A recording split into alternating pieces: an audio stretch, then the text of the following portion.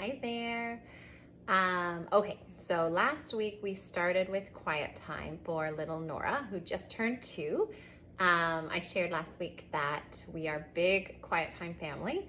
Every day after lunch, my kids have quiet time for an hour, and we've done that for the last 6 years. But my next oldest is 8. So we have little Nora, who's 2. And we've had a big long space where quiet time has just kind of happened very naturally. My boys know exactly what the expectations are. They go off and they have their quiet time.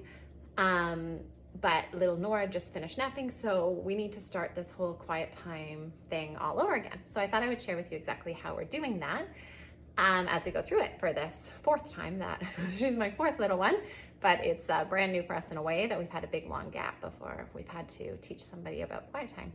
So we started last week, and I shared last week the 3 quiet bins that we were starting with. She had a little threading bin with beads, just a couple beads so it didn't make a mess, a cutting bin, and a little pretend play with popsicle sticks and little horsies and things like that.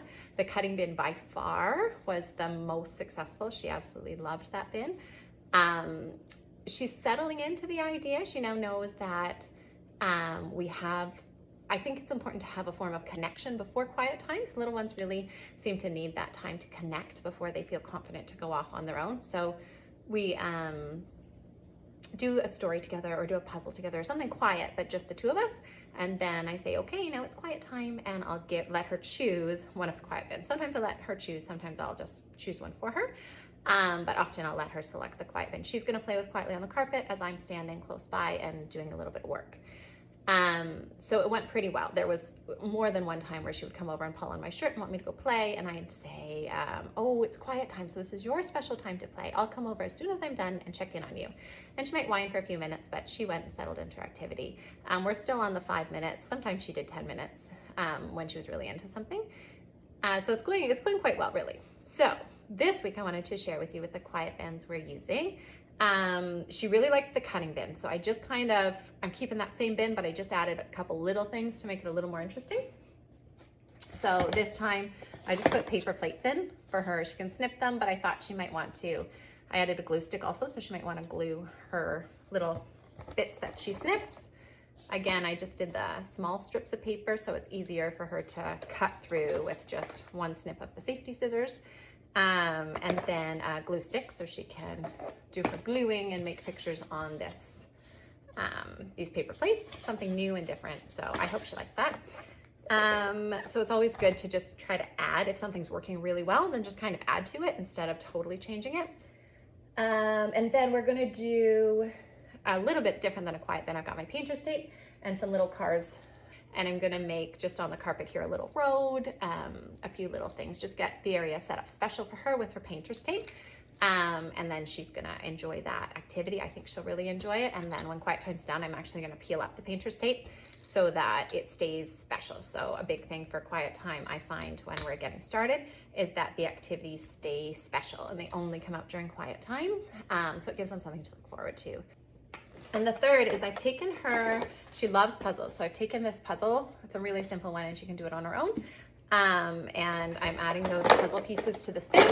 And then I thought for like a sensory bin sort of, but it's not messy, I was gonna add just a few cotton balls. So then she kind of has to hunt through, she kind of has to hunt through and find her puzzle pieces in the quiet bin. And it's a different texture, a different sensation for her, so it's a little sensory bin-like. So she can sort through and find her puzzle pieces and put them in. I don't usually love quiet bins like this because their kids, especially when they get older, they'll say that they're done. So I really try to keep them open-ended, but since she's only having such a short quiet time still, I don't think she'll get through this one before her quiet time is done anyways. So it's not much of a problem now.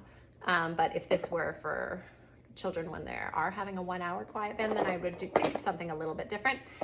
Like maybe make a suggestion as I give it to them, like when you're done this, you can put them all back in and try to do it with your eyes closed. Or I wonder how many different ways you're gonna play with this during your rest time, so that they kind of get the idea that it's not okay to just say, well, I'm done. So yeah. But since she's so little, that should work out nicely. So those are the 3 I'm going to try this week. I'd love if you play along. If you do decide to try out a quiet bin, take a picture and let me see. So we're doing the puzzle, quiet bin, painter's tape on the road, and the cutting and glue stick pasting one. All right, can't wait to see what you guys do. Happy quiet time.